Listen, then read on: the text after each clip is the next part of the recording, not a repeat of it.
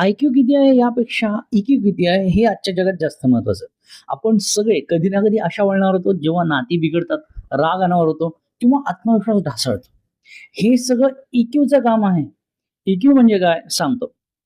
स्वतःच्या आणि इतरांच्या भावना ओळखणे, त्या समजून घेऊन योग्य पद्धतीने व्यक्त करणे आणि गरज असेल तेव्हा त्या भावना नियंत्रित करणं.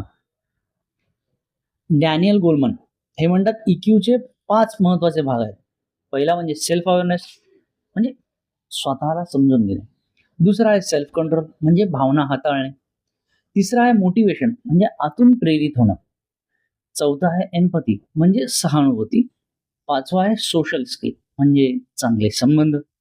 EQचं महत्व कुठे आहे असं जर का तुम्हाला वाटत असेल म्हणजे इमोशनल इंटेलिजन्सचं तर नातेसंबंध टिकवायला, लीडरशिपमध्ये यश मिळवायला, तणावातही शांत राहायला, स्वतःला ओळखून आतून मजबूत व्हायला. ध्यान, स्वनिरीक्षण, ऍक्टिव्ह लिसनिंग आणि सहानुभूती हे इमोशनल इंटेलिजन्स वाढवण्याचे सर्वात सोपे मार्ग आहेत. आजपासून एक गोष्ट करा जी कठीण आहे, मला माहिती आहे, खूप कठीण आहे. दुसऱ्याला दोष देणं कमी करा आणि बंद करा. त्याऐवजी स्वतःच्या भावना समजून घ्या आणि कमेंट करा खाली, की मी माझा EQ वाढवायला सुरुवात करतोय आणि शेअर करा त्यांना, ज्यांना तुम्ही खूप समजून घ्यायला हवं.